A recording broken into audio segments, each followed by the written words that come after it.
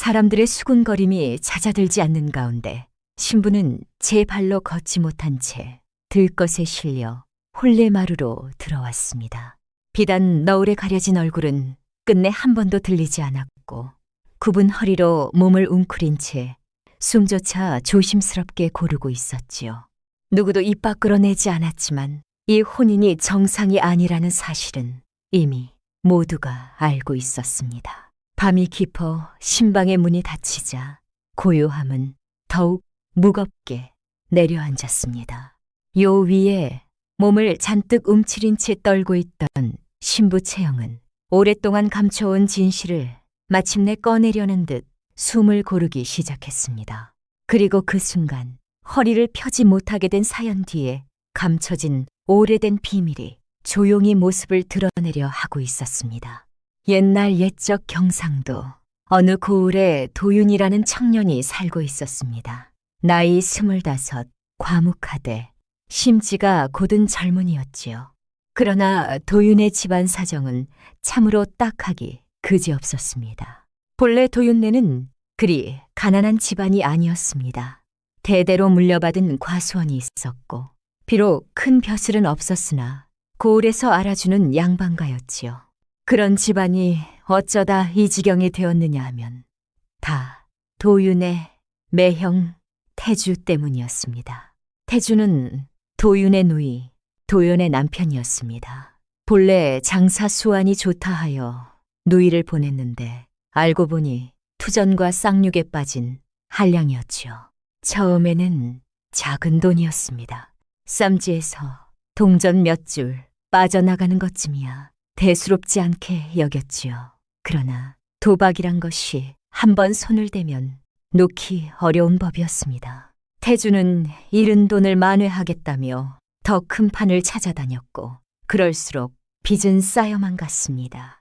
과수원 한 구석을 팔아 빚을 메우면 또 다른 빚이 생겨났고 밭 한 째끼를 넘기면 그보다 더 큰 빚쟁이가 찾아왔지요.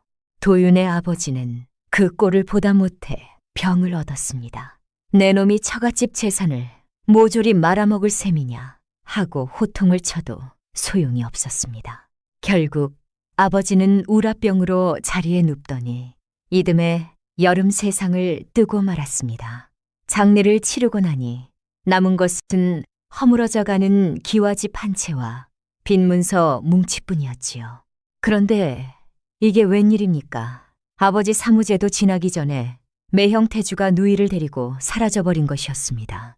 야반도주였습니다. 빚쟁이들이 들이닥칠 것을 알고 혼자가 아니라 누이까지 끌고 도망쳐버린 것이지요. 도윤은 그날 밤 텅 빈 누이의 방을 보며 이를 악물었습니다. 참으로 원망스러웠습니다. 아버지를 병들게 한 것도, 집안을 망하게 한 것도, 이 빚더미를 남기고 간 것도 모두 매형이었습니다.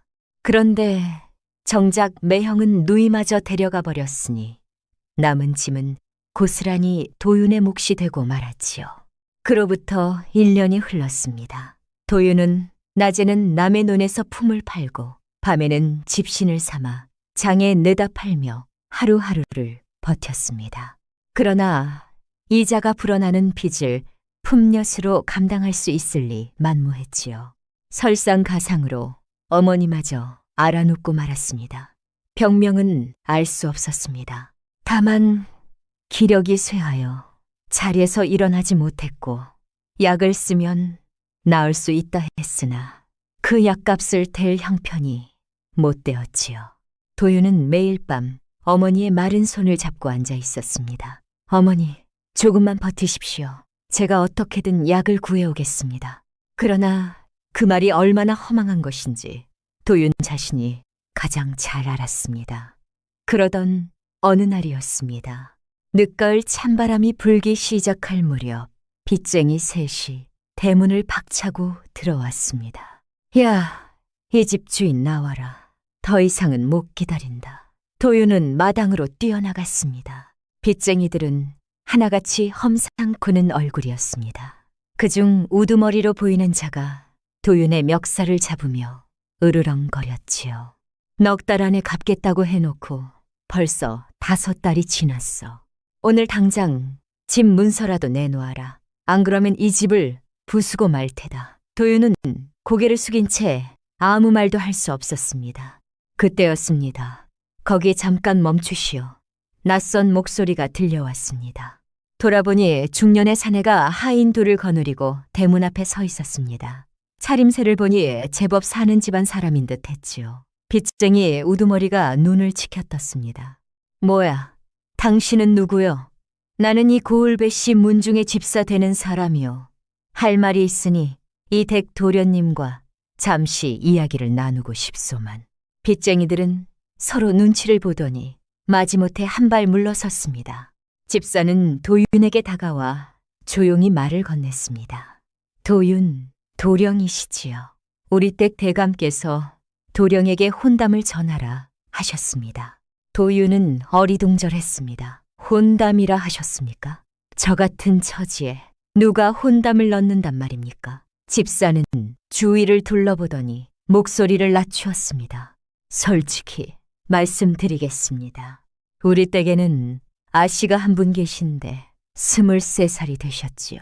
그런데 그 아씨께서 허리를 펴지 못하십니다. 도윤은 순간 할 말을 잃었습니다.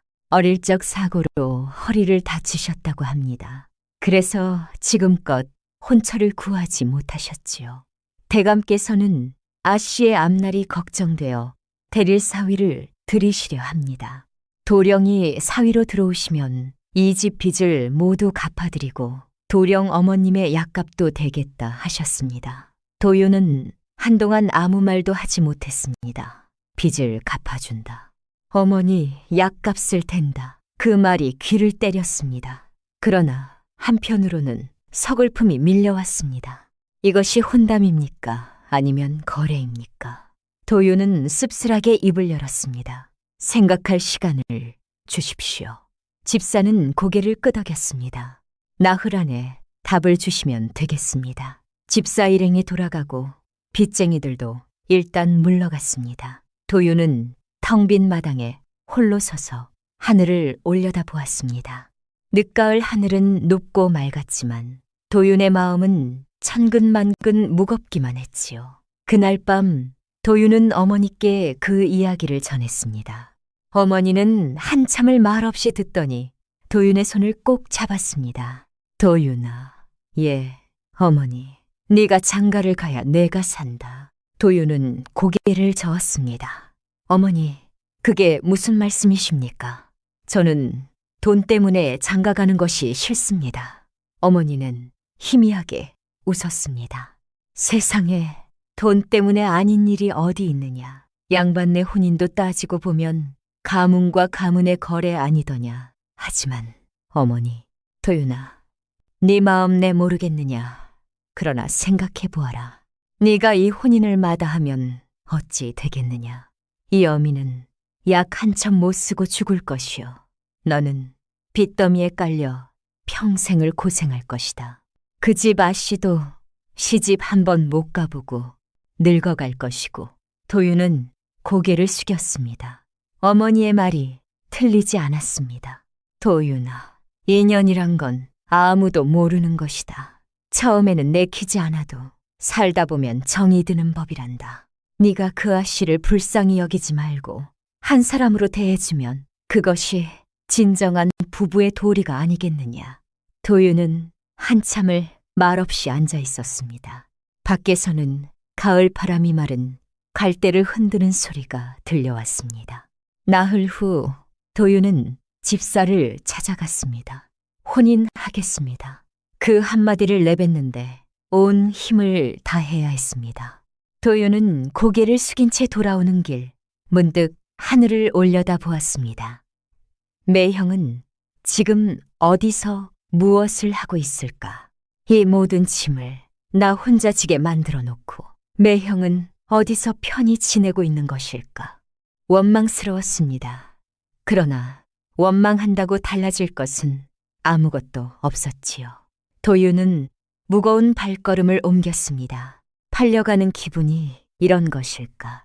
차가운 바람이 도윤의 빈 소매를 파고들었고 그 바람 속에서 도윤의 한숨만이 하얗게 피어올랐습니다.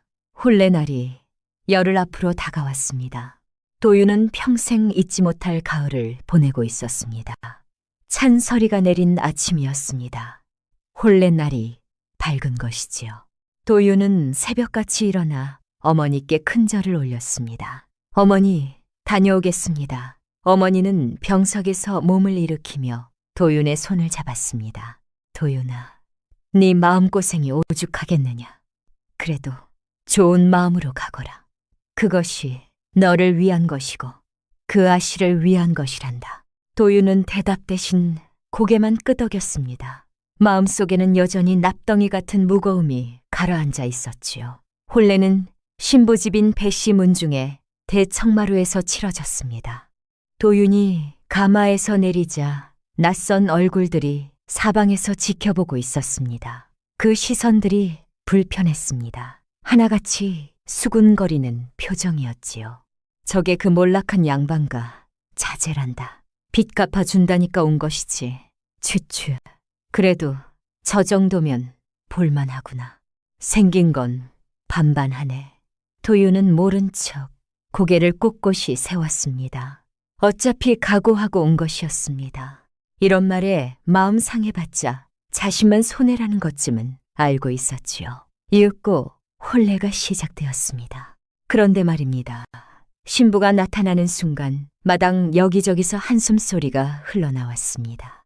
채영은 들것에 실려 나왔습니다. 얼굴에는 연지곤지를 찍고 족두리를 썼으나 허리는 구부러진 채 곧게 펴지지 않았습니다.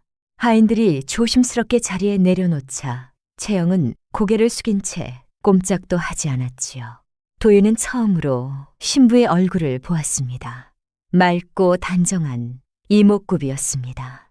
그러나 그 얼굴에는 웃음기가 전혀 없었지요. 마치 자신이 이 자리에 있는 것 자체가 부끄러운 일인 양 채영은 시종일관 고개를 숙이고 있었습니다. 도윤의 마음 한구석이 묘하게 찔렸습니다. 내가 팔려왔다고 생각했는데 저 아씨도 팔려온 것이나 다름없구나. 혼례가 끝났습니다. 표주박에 담긴 술을 나누어 마시고 합글레를 치렀습니다. 그 짧은 시간 동안 두 사람은 단 한마디도 나누지 못했지요. 해가 지고 밤이 깊어갔습니다. 첫날 밤이었습니다. 도윤은 신방 앞에 한참을 서 있었습니다. 문 안에서는 아무 소리도 들려오지 않았지요. 손을 들어 문을 두드렸습니다. 대답이 없었습니다. 도윤은 조심스럽게 문을 열고 안으로 들어섰습니다. 방 안에는 등잔 하나가 타오르고 있었고 채영은 요 위에 웅크린 채 고개를 숙이고 있었습니다. 아까 혼례 때와 같은 자세였지요. 도윤은 문을 닫고 방 한쪽의 자리를 잡았습니다. 두 사람 사이에 어색한 침묵이 흘렀습니다. 먼저 입을 연 것은 도윤이었습니다. 부인, 채영의 어깨가 미세하게 움찔했습니다. 오늘 고단하셨을 터인데 불편한 데는 없으시오. 채영은 대답하지 않았습니다. 도윤은 더 할 말이 없어 그냥 앉아 있었습니다. 그때였습니다. 채영의 입술이 떨리기 시작했습니다. 그리고 작은 목소리가 흘러나왔지요. 서방님. 도윤은 고개를 들었습니다. 서방님께 드릴 말씀이 있사옵니다. 채영은 여전히 고개를 숙인 채였습니다. 그러나 그 목소리에는 무언가 단단히 결심한 듯한 기색이 담겨 있었지요. 말씀하시오. 채영은 깊은 숨을 들이쉬었습니다. 저는 태어날 때부터 이러했던 것이 아닙니다. 도윤은 순간 귀를 의심했습니다. 무슨 말씀이시오? 채영은 천천히 고개를 들었습니다. 등잔불에 비친 그 얼굴에는 눈물이 흐르고 있었습니다. 저는 9살까지 허리를 꼿꼿이 세우고 다녔습니다. 다른 아이들처럼 뛰고 달리고 개울에서 물장구도 쳤지요. 도윤은 할 말을 잃었습니다. 그런데 9살 되던 해 이모네 집에 갔다가 이렇게 되었습니다.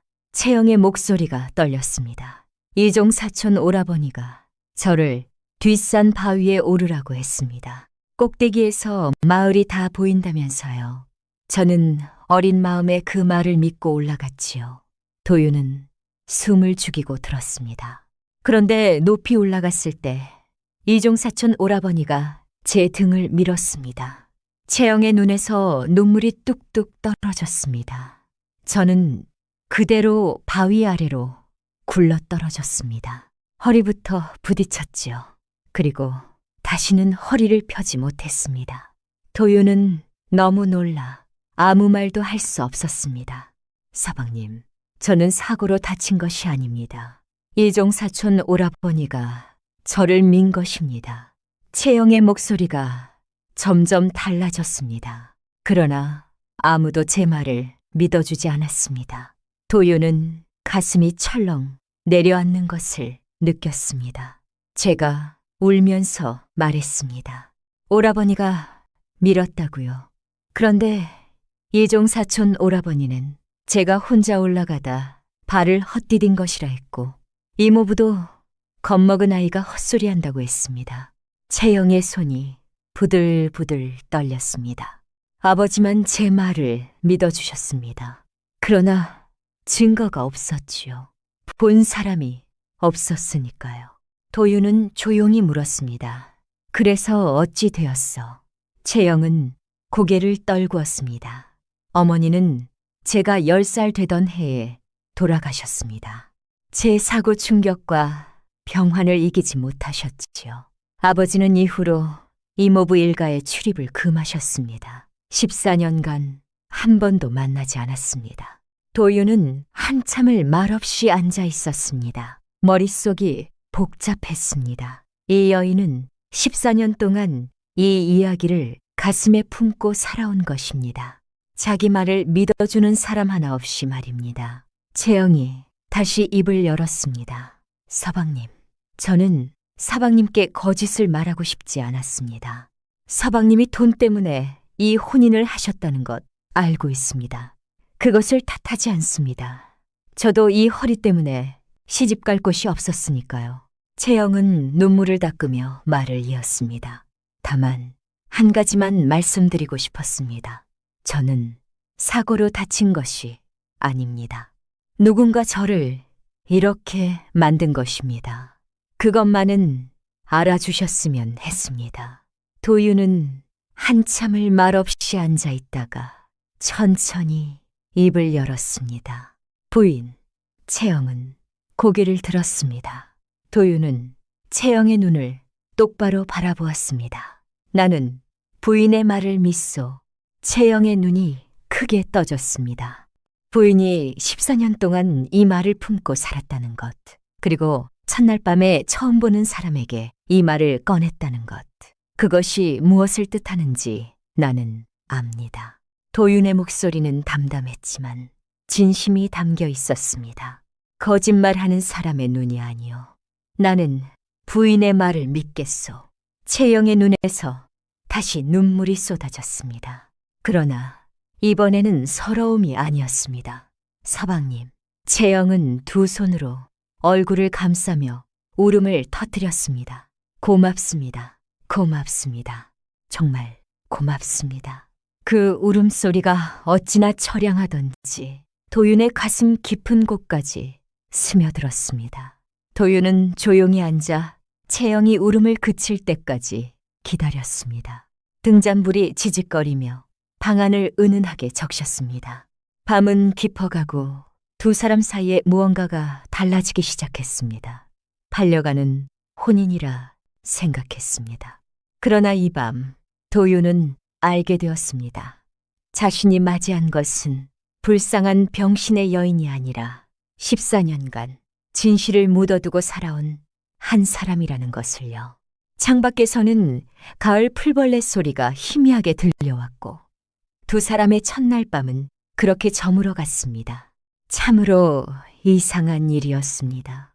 하룻밤 사이에 사람 마음이 이렇게 달라질 수 있다는 것이 말이지요. 첫날 밤이 지나고 아침이 밝았습니다. 도윤은 눈을 떴을 때 자신이 낯선 방에 있다는 것을 깨달았습니다. 어젯밤의 일이 꿈만 같았지요.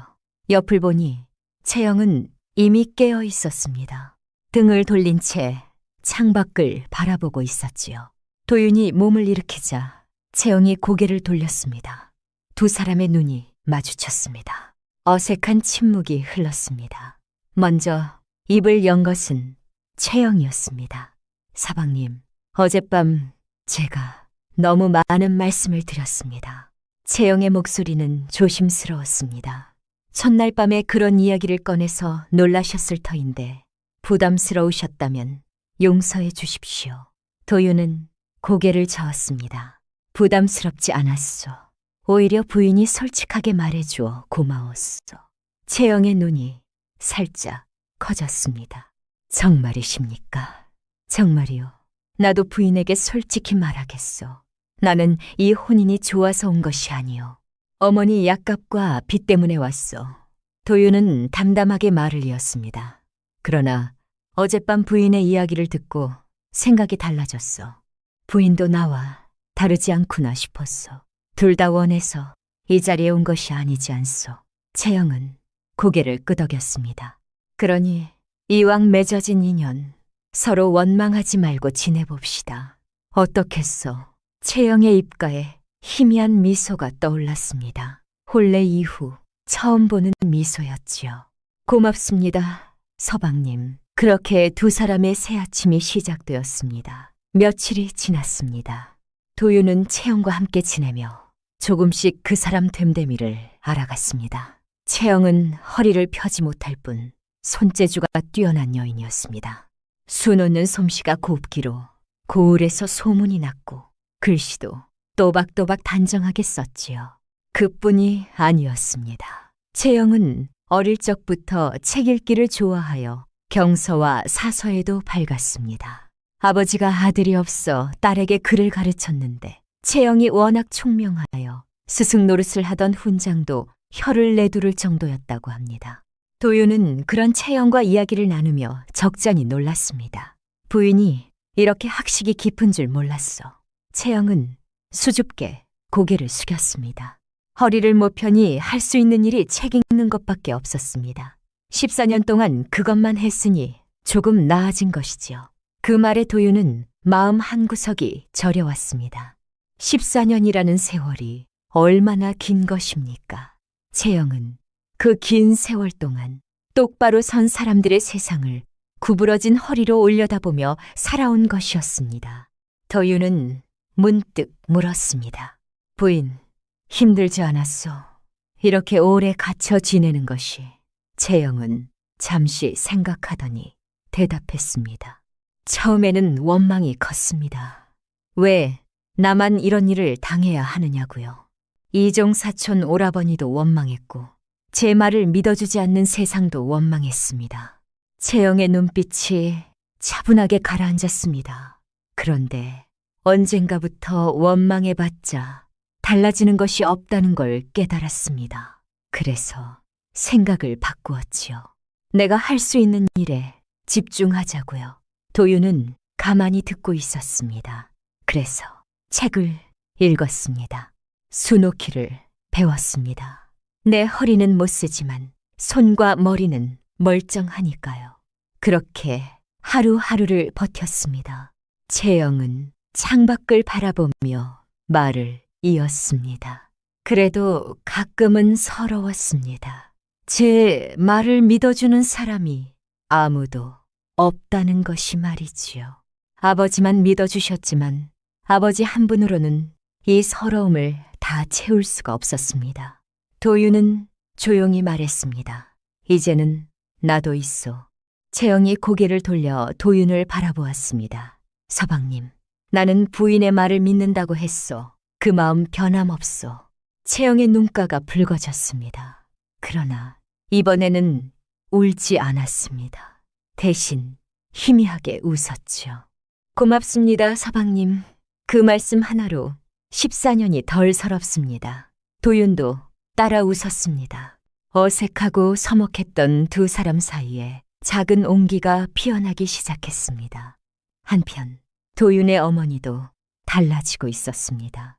약속대로 채영 집안에서 약값을 대주었고 좋은 약재를 구해 다리기 시작했지요. 혼례 전까지만 해도 자리에서 일어나지 못하던 어머니가 열흘이 지나자 몸을 일으킬 수 있게 되었습니다. 도윤이 본가의 문안을 가니 어머니는 방 안에 앉아 계셨습니다. 어머니, 도윤은 반가운 마음에 달려갔습니다. 어머니는 아직 야위였지만 눈빛에 생기가 돌았습니다. 도윤아, 네 덕분에 이렇게 일어나 앉게 되었구나. 제가 한 것이 아닙니다. 장인어른과 처가 덕분이지요. 어머니는 고개를 저었습니다. 아니다. 네가 그 혼인을 승낙했기 때문에 이 약을 쓸 수 있게 된 것이야. 네 효심 덕분이다. 도윤은 머쓱하게 고개를 숙였습니다. 어머니가 도윤의 손을 잡았습니다. 그래, 며느리는 어떠하더냐? 도윤은 잠시 생각하다가 대답했습니다. 좋은 분입니다, 어머니. 좋은 분이라. 어머니의 눈에 호기심이 떠올랐습니다. 처음에는 걱정했다. 허리를 못 편다 하니 성품도 삐뚤어지지 않았을까 싶어서. 그런데 좋은 분이라니 다행이구나. 도윤은 고개를 끄덕였습니다. 총명하고 마음씨도 따뜻합니다. 무엇보다 강한 분입니다. 어머니는 빙그레 웃었습니다.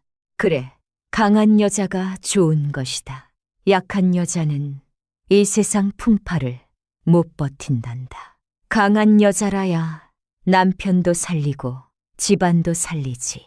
도윤은 속으로 생각했습니다. 채영이 강한 사람이라는 것은 틀림없었습니다. 14년을 혼자 버텨온 사람이었으니까요. 도윤이 채영 집으로 돌아오니 해가 저물고 있었습니다. 마당을 지나 안채로 들어서려는데 사랑채에서 불빛이 새어나왔습니다. 채영의 방이었지요. 도윤은 문 앞에서 잠시 멈추었습니다. 안에서 작은 소리가 들려왔습니다. 채영이 혼잣말을 하고 있었지요. 제발 아버지 병환이 나으시기를 기도하는 소리였습니다. 도윤은 그제야 채영의 아버지가 병석에 누워 계신다는 것을 다시금 떠올렸습니다. 혼례 치르느라 정신이 없어 잠시 잊고 있었던 것이지요. 도윤은 문을 두드렸습니다. 부인, 나요. 안에서 잠시 기척이 나더니 채영의 목소리가 들려왔습니다. 들어오십시오, 서방님.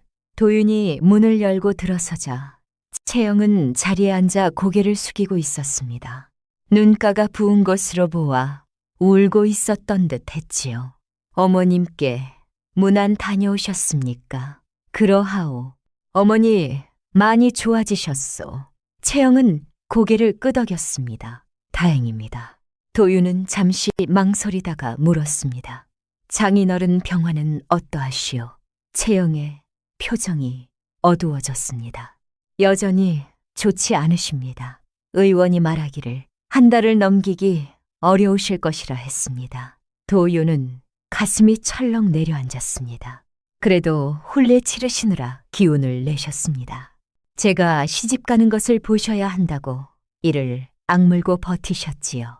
채영의 목소리가 떨렸습니다. 아버지는 저를 위해 평생을 사셨습니다. 어머니 돌아가신 후 재치도 드리지 않고 저 하나만 보고 사셨지요. 그런 아버지가 곧 떠나신다 생각하니 가슴이 무너지는 것 같습니다. 도윤은 아무 말도 하지 못했습니다. 무어라 위로의 말을 해야 할 텐데 적당한 말이 떠오르지 않았습니다. 그냥 옆에 앉았습니다. 채영의 구부러진 등 위로 등잔불 그림자가 길게 드리웠습니다. 채영은 고개를 숙인 채 조용히 눈물을 흘렸습니다. 도윤은 말없이 그 곁을 지켰습니다. 창밖으로 초겨울 바람이 불어왔습니다. 마른 잎이 우수수 떨어지는 소리가 들렸고 두 사람은 그렇게 밤이 깊어가는 줄도 모르고 앉아 있었습니다. 아직 서로를 다 알지 못했습니다. 그러나 이 밤 두 사람 사이에 작은 신뢰가 싹트고 있었습니다.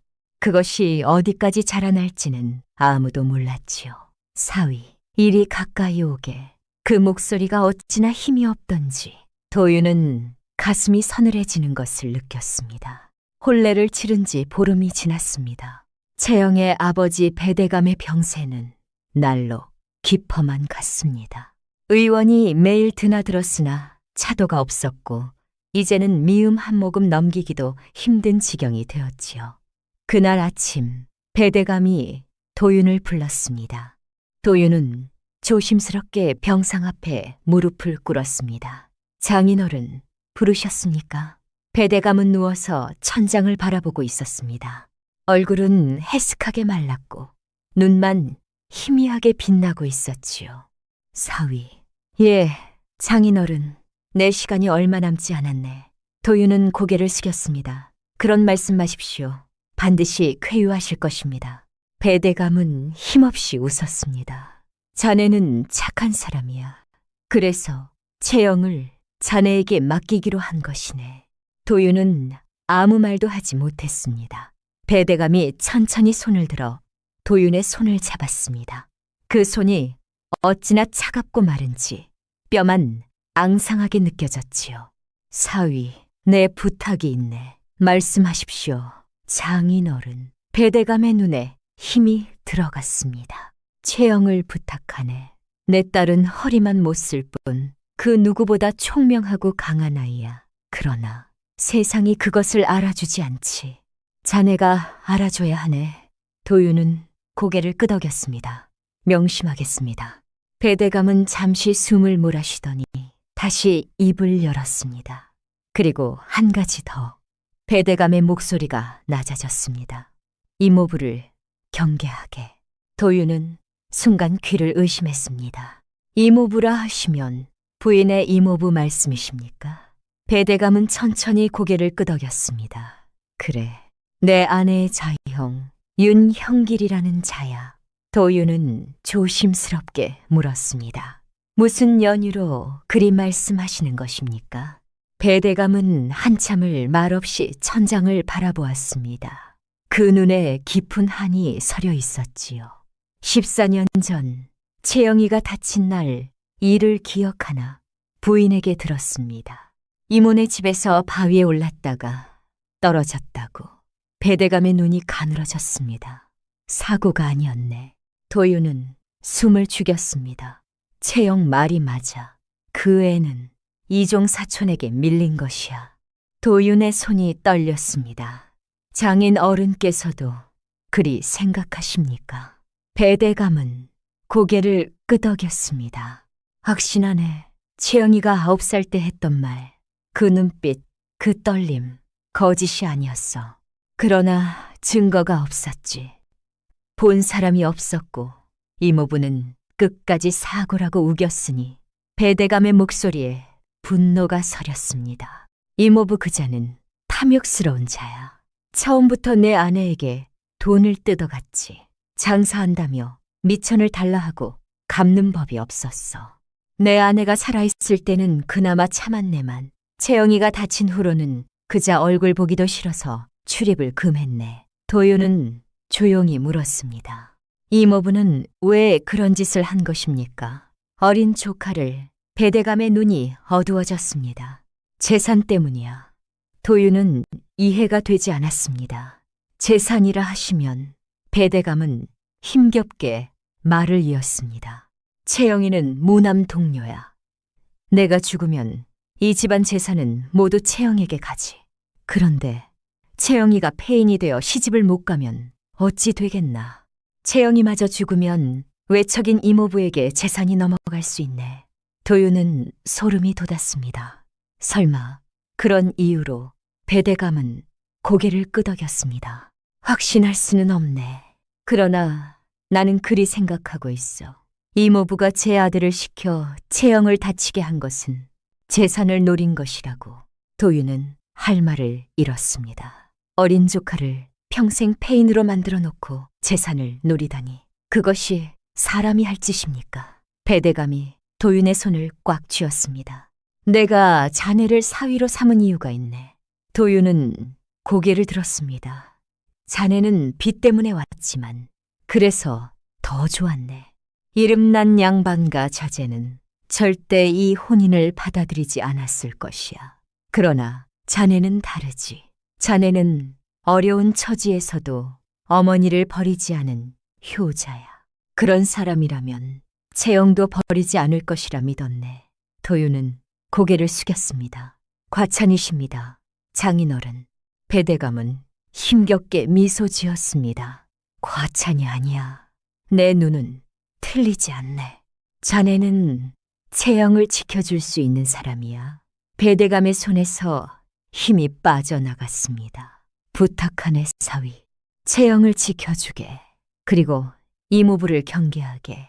내가 죽으면 그자가 반드시 움직일 것이야. 도윤은 두 손으로 배대감의 손을 감쌌습니다. 반드시 그리하겠습니다. 장인어른. 배대감은 눈을 감았습니다. 그 얼굴에 잠시나마 평온함이 떠올랐지요. 그로부터 닷새 후 배대감은 세상을 떠났습니다. 초겨울 첫눈이 내리던 날이었습니다. 채영은 아버지의 시신 앞에서 하염없이 울었습니다.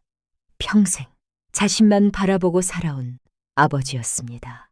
어머니가 돌아가신 후 홀로 딸을 키우며 한 번도 불평하지 않았던 아버지였지요. 도윤은 채영 곁을 지키며 장례를 치렀습니다. 사흘간의 장례가 시작되었습니다. 조문객들이 하나둘 찾아왔습니다. 고을의 양반들, 장사치들, 소작인들까지 줄을 이었지요. 배대감은 인심이 후했던 분이라 그를 아는 사람이 많았습니다. 그런데 말이지요. 장례 둘째 날 뜻밖의 손님이 찾아왔습니다. 형님, 형님! 대성통곡하며 마당으로 뛰어들어온 사내가 있었습니다. 나이 40 중반쯤 되어 보였습니다. 몸이 마르고 광대뼈가 튀어나온 사내였는데 울면서도 어딘가 두리번거리는 기색이었지요. 도윤은 처음 보는 얼굴이었습니다.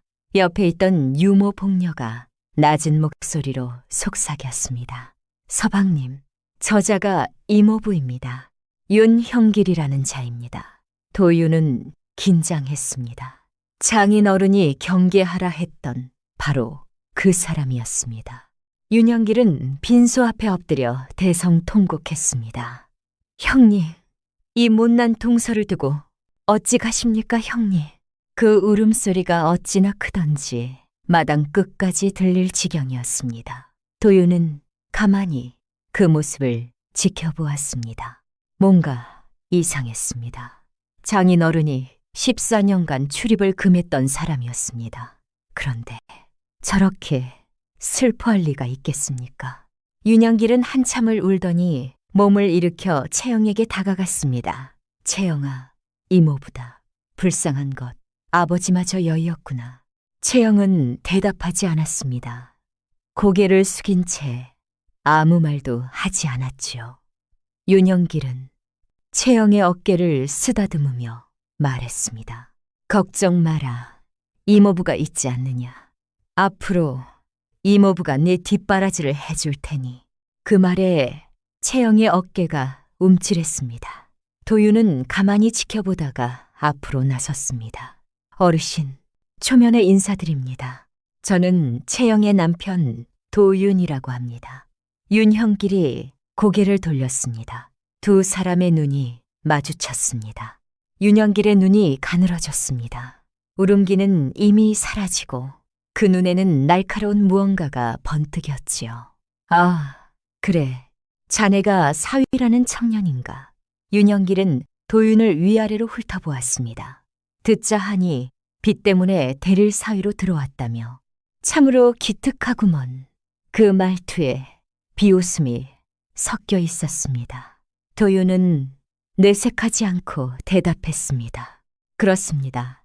장인어른의 은혜로 이 자리에 있게 되었습니다. 윤영길은 코웃음을 쳤습니다. 은혜라. 그래, 은혜겠지. 윤영길은 다시 채영을 돌아보았습니다.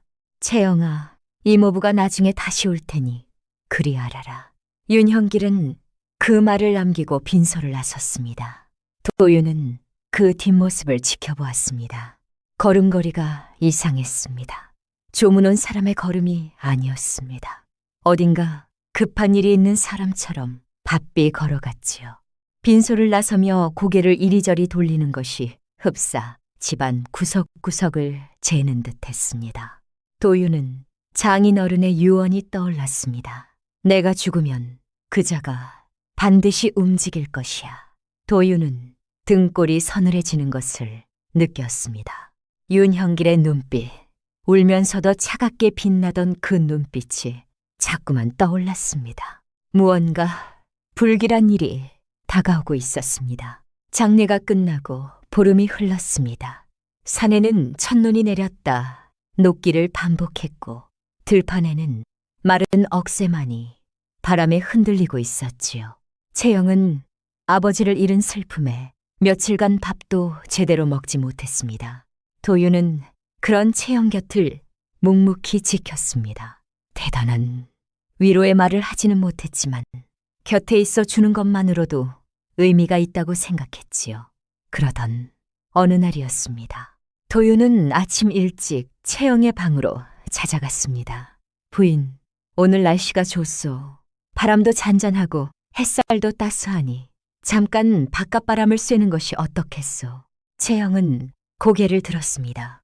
바깥 바람이라 하시면 뒷산에 약수터가 있다고 들었소. 거기까지 다녀오면 기분이 좀 나아지지 않겠소. 채영은 잠시 망설였습니다. 저는 제대로 걸을 수가 없는데요. 등의자를 만들어 두었소. 내가 직접 칠 것이요. 채영의 눈이 커졌습니다. 서방님이 직접 지신다고요? 도윤은 고개를 끄덕였습니다. 하인에게 맡기면 편하겠지만 오늘은 내가 하고 싶소. 부인과 단둘이 조용히 다녀오고 싶어서 채영은 한참을 말없이 도윤을 바라보았습니다. 그리고 희미하게 웃었지요. 고맙습니다, 서방님. 그날 오후 도윤은 등의자를 지고 뒷산 약수터로 향했습니다. 등의자라 해봤자 대단한 것이 아니었습니다. 나무 의자에 끈을 달아 한 사람이 질 수 있게 만든 간이 기구였지요. 도윤이 직접 목수에게 부탁해 만든 것이었습니다. 산길은 가팔랐지만 도윤은 묵묵히 걸었습니다. 채영은 등의자 위에서 사방을 둘러보았습니다. 오랜만에 보는 바깥 풍경이었지요. 앙상한 나뭇가지 사이로 겨울 햇살이 쏟아졌고 멀리 마을 풍경이 한눈에 들어왔습니다. 서방님, 힘드시면 쉬었다 가셔도 됩니다. 괜찮소. 부인이 무거운 것도 아닌데. 채영은 피식 웃었습니다. 제가 가벼운 편은 아닐 텐데요. 그래도 괜찮소. 도윤의 목소리에 장난기가 섞여 있었습니다. 채영은 문득 가슴이 따뜻해지는 것을 느꼈습니다. 언제 이 사람과 이렇게 편해진 것일까? 불과 한 달 전만 해도 얼굴도 모르던 사이였는데 말입니다. 약수터에 도착했습니다. 도윤은 채영을 바위 위에 내려놓고 옆에 앉았습니다. 약수터에서 바라보는 풍경은 참으로 아름다웠습니다. 멀리 논밭이 펼쳐지고 그 너머로 고을 읍내가 보였지요. 하늘은 맑고 푸르렀고 겨울 해는 낮게 떠 있었습니다. 채영은 한참을 말없이 풍경을 바라보았습니다. 도윤도 옆에서 조용히 앉아 있었습니다. 한참 후 채영이 입을 열었습니다. 서방님, 말씀하시오. 제가 어릴 때 이야기를 해도 되겠습니까? 도윤은 고개를 끄덕였습니다. 듣겠소. 채영은 먼 산을 바라보며 천천히 말을 시작했습니다. 9살 때였습니다. 가을이었지요. 들판에 코스모스가 피어있을 무렵이었습니다. 도윤은 조용히 귀를 기울였습니다. 그날 어머니 손을 잡고 이모네 집에 갔습니다. 명절 인사차였지요. 어른들이 안채에서 이야기를 나누는 동안 저는 뒷산 기텀에서 놀았습니다. 채영의 목소리가 조금씩 떨리기 시작했습니다. 이종 사촌 오라버니가 저에게 다가왔습니다. 성근 오라버니는 저보다 7살이 많았으니 그때 16살이었지요. 도윤은 가만히 듣고 있었습니다. 오라버니가 말했습니다. 저 바위 꼭대기에 올라가면 마을이 한눈에 다 보인다고요. 올라가 보라고요. 자기가 밑에서 받쳐줄 테니 걱정 말라고요. 채영의 손이 떨렸습니다. 저는 어린 마음에 그 말을 믿었습니다. 오라버니가 받쳐주는 대로 바위에 올랐지요. 높이, 아주 높이 올라갔습니다. 채영은 눈을 감았습니다. 그때였습니다. 도유는 숨을 죽였습니다. 오라버니가 제 등을 밀었습니다. 채영의 목소리가 갈라졌습니다. 저는 순간 아무것도 잡을 수가 없었습니다. 손이 허공을 휘저었지요. 그리고 그대로 굴러떨어졌습니다.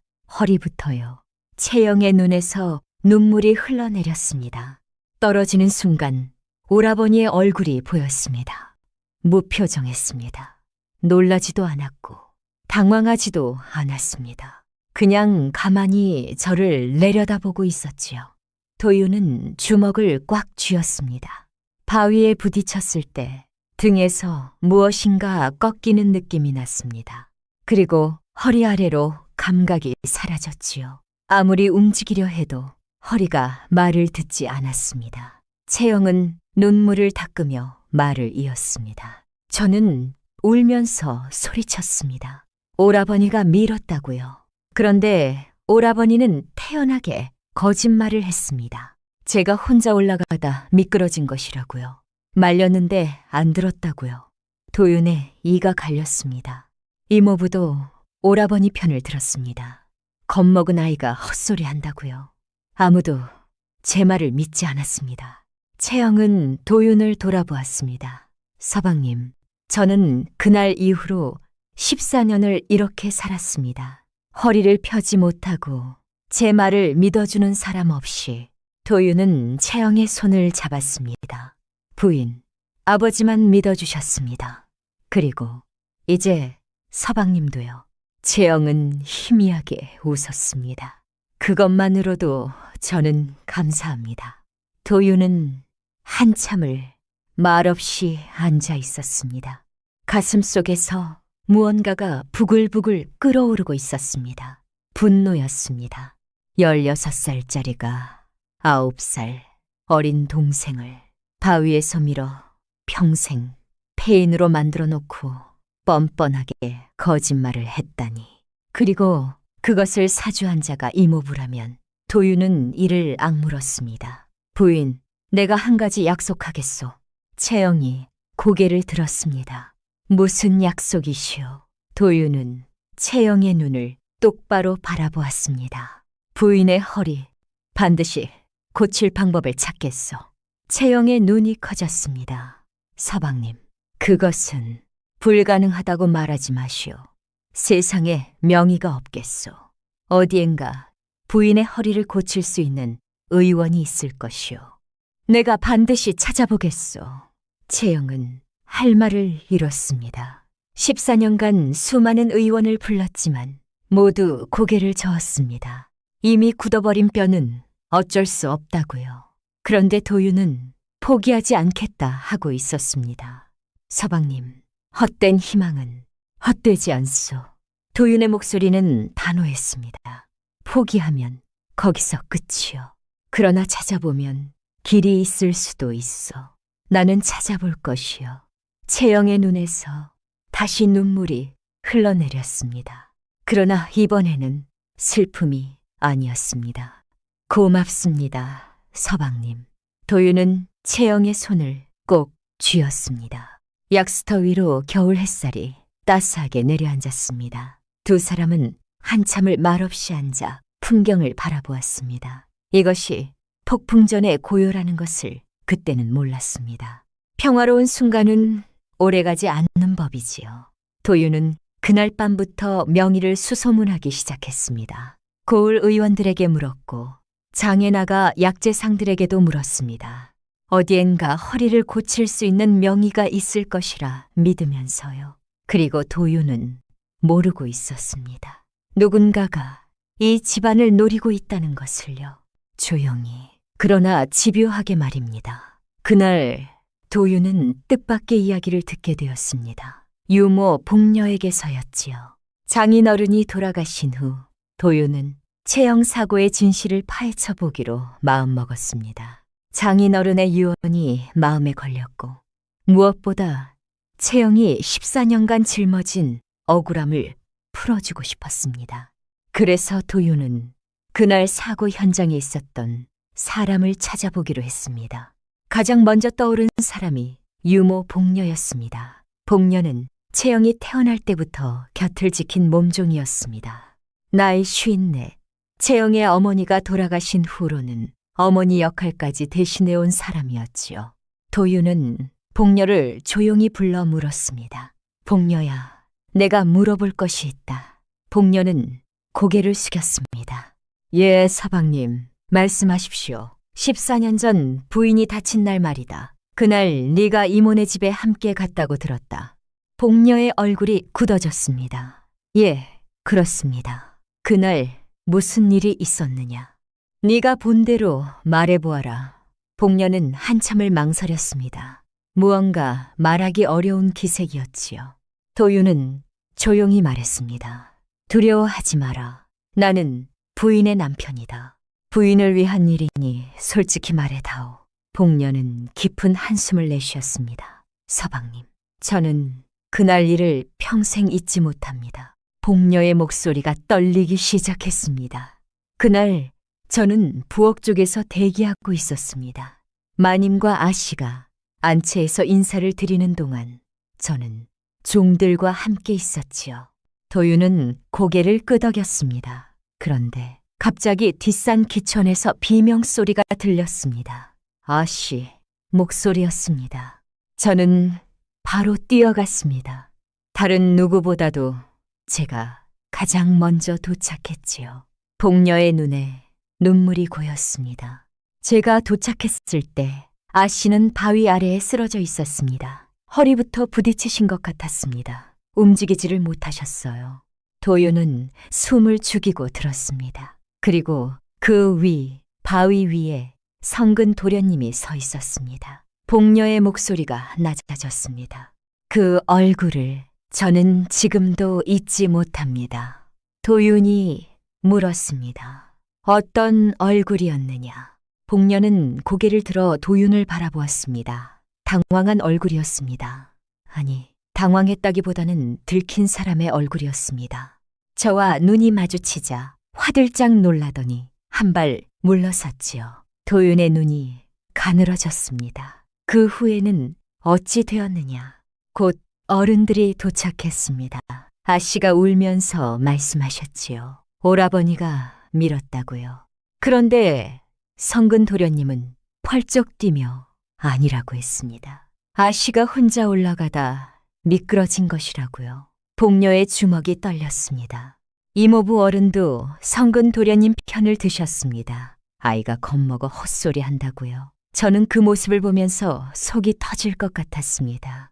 도윤이 물었습니다. 너는 왜 그때 말하지 않았느냐? 네가 본 것을. 복녀는 고개를 떨구었습니다. 저는 종입니다. 서방님. 양반 어른께 어찌 대들 수 있겠습니까? 이모부 어른이 저를 노려보며 말씀하셨지요. 헛것 본 것 아니냐고요. 저는 무서워서 아무 말도 할 수 없었습니다. 복녀의 눈에서 눈물이 흘러내렸습니다. 그것이 14년간 제 가슴에 맺혀 있었습니다. 아씨가 억울하게 폐인이 되셨는데 저는 아무것도 하지 못했습니다. 죄인이나 다름없지요. 도윤은 한참을 말없이 앉아 있었습니다. 복녀의 증언은 결정적이었습니다. 성근의 당황한 얼굴, 들킨 사람의 표정. 그것은 사고가 아니라 고의였다는 증거였지요. 도윤은 조용히 말했습니다. 복녀야, 고맙다. 내 이야기 잘 들었다. 복녀는 눈물을 닦으며 고개를 숙였습니다. 서방님, 제발 아씨의 억울함을 풀어주십시오. 도윤은 고개를 끄덕였습니다. 반드시 그리하마. 그날 저녁이었습니다. 도윤이 고을 장터에 나간 사이 뜻밖의 손님이 채영을 찾아왔습니다. 이종 사촌 오라버니 성근이었습니다. 채영은 사랑채에 앉아 술을 놓고 있었습니다. 문이 벌컥 열리더니 낯익은 얼굴이 들어섰지요. 채영의 손이 멈추었습니다. 오라버니, 성근은 문을 닫고 안으로 들어왔습니다. 나이 29, 몸이 마르고 광대뼈가 튀어나온 사내였습니다. 아버지 윤형기를 꼭 빼닮았지요. 성근은 채영 앞에 털썩 앉았습니다. 채영아, 오랜만이구나. 채영은 대답하지 않았습니다. 성근은 희죽 웃었습니다. 왜 반갑지 않으냐? 14년 만에 보는 사촌인데. 채영은 차갑게 말했습니다. 무슨 일로 오셨습니까? 성근의 눈이 가늘어졌습니다. 너 아직도 그 성깔이 남아있구나. 허리도 못 펴면서 입은 살아있어. 채영의 손이 떨렸습니다. 성근은 품에서 종이 한 장을 꺼냈습니다. 바쁘니까 본론만 말하마. 여기 재산 양도 문서다. 이 집과 논밭, 전답 일체를 이모부 명의로 넘기는 문서야. 여기에 네 수결만 찍으면 된다. 채영의 얼굴이 하얗게 질렸습니다. 무슨 소리를 하시는 겁니까? 성근은 코웃음을 쳤습니다. 무슨 소리긴. 원래 이 재산은 우리 몫이었어야 한단 말이다. 네 아버지가 욕심을 부려 빼앗아간 것이지. 채영은 이를 악물었습니다. 아버지는 그런 분이 아닙니다. 성근의 눈이 차갑게 빛났습니다. 그래, 아버지 이야기가 나왔으니 말인데. 성근은 몸을 앞으로 숙였습니다. 네 아버지는 죽었어. 이제 이 집에 남은 건 허리 못 쓰는 너 하나야. 그리고 빚 때문에 굴러들어온 사위 하나. 채영은 온몸이 얼어붙는 것 같았습니다. 성근이 낮은 목소리로 말했습니다. 순순히 수결을 찍어라. 그러면 너도 네 남편도 무사할 것이다. 그러나 버티면 성근의 입꼬리가 올라갔습니다. 14년 전 일을 또 당하고 싶지는 않겠지. 채영의 눈이 커졌습니다. 지금 무슨... 성근은 일어서며 말했습니다. 사흘 줄게. 사흘 안에 수결을 찍어라. 안 그러면 어떻게 되는지 알지. 성근은 문서를 탁자 위에 던져놓고 방을 나갔습니다. 채영은 한참을 움직이지 못했습니다. 온몸이 떨렸습니다. 14년 전 일을 또 당하고 싶지 않겠지. 그 말이 머릿속을 맴돌았습니다. 저녁 무렵 도윤이 돌아왔습니다. 도윤은 채영의 얼굴이 창백한 것을 보고 물었습니다. 부인, 무슨 일이 있어? 안색이 좋지 않소. 채영은 고개를 저었습니다. 아무 일도 없습니다, 서방님. 그냥 좀 피곤해서 그렇습니다. 도윤은 미심쩍었지만 더 묻지 않았습니다. 채영은 그날 밤 잠을 이루지 못했습니다. 탁자 위에 놓인 문서가 자꾸 눈에 밟혔습니다. 서방님께 말씀드려야 하나. 그러나 말하면 서방님이 위험해질 수도 있습니다. 성근의 그 눈빛, 서슴없이 사람을 해칠 것 같은 그 눈빛이 떠올랐습니다. 채영은 이불을 끌어안고 떨었습니다. 차마 말할 수가 없었습니다. 이렇게 두 사람 사이에 작은 균열이 생기기 시작했습니다. 채영이 숨기는 비밀, 도윤이 모르는 위협. 어둠 속에서 무언가가 조용히 다가오고 있었습니다. 이놈들, 손 못 놓겠느냐. 도윤의 외침이 어둠 속에 울려 퍼졌습니다. 그러나 이미 늦은 후였지요. 그날 일이 어찌되어 그 지경까지 갔는지 처음부터 이야기해 드리겠습니다. 도윤은 복녀의 증언을 들은 후 더욱 확신을 갖게 되었습니다. 채영의 사고는 사고가 아니었습니다. 성근이 일부러 밀었고 그 배후에는 이모부 윤형길이 있었지요. 도윤은 더 많은 증거를 모으기로 했습니다. 며칠간 고을 이곳저곳을 돌아다니며 사람들을 만났습니다. 장인어른을 알던 이들, 윤형길과 거래했던 상인들, 14년 전 그 무렵을 기억하는 노인들, 하나둘 이야기가 모였습니다. 한 노인이 말했습니다. 윤형길이라. 그자 젊었을 때부터 욕심이 많기로 소문났지. 처남댁에 붙어 살다시피 했다네. 돈 되는 일이라면 물불을 안 가렸어. 장터의 포목상도 이야기했습니다. 배대감댁 재산이 많다는 건 고을 사람 다 아는 일이지요. 윤형길이가 그 재산을 노린다는 소문은 예전부터 돌았습니다. 도윤은 조각조각 흩어진 이야기를 맞춰 나갔습니다. 이모부 윤형길은 처형인 채영 어머니가 부잣집으로 시집간 후로 끊임없이 재산을 탐냈습니다. 장사 미천을 빌려달라, 급한 돈이 필요하다, 온갖 핑계로 돈을 뜯어갔지요. 그러다 채영 어머니가 아들 없이 딸만 낳자 윤형길의 계산이 달라졌습니다. 무남 동녀. 채영이 시집을 못 가면, 채영마저 죽으면 그 재산은 외척인 자신에게 돌아올 수 있었습니다. 그래서 어린 채영을 폐인으로 만들었던 것이지요. 도윤은 치가 떨렸습니다. 재산 때문에 9살짜리 조카를 평생 폐인으로 만들다니.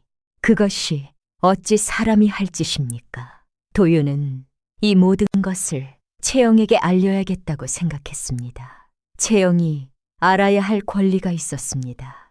그리고 함께 대책을 세워야 했지요. 그날 저녁 도윤은 집으로 돌아왔습니다. 채영의 방으로 가려는데 유모 복녀가 급히 달려왔습니다.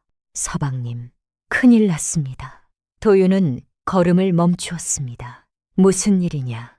복녀의 얼굴이 새파랗게 질려 있었습니다. 아씨께서 며칠째 밥을 못 드시고 계십니다. 무슨 일인지 여쭤봐도 말씀을 안 하시고요. 그리고 이틀 전에 성근 도련님이 다녀갔다 합니다. 도윤의 눈이 번뜩였습니다. 성근이 왔다고? 예, 저도 나중에야 들었습니다. 혼자 오셔서 아씨를 만나고 갔다 하더군요. 도윤은 심장이 철렁 내려앉았습니다. 장인 어른의 유언이 떠올랐습니다. 내가 죽으면 그자가 반드시 움직일 것이야.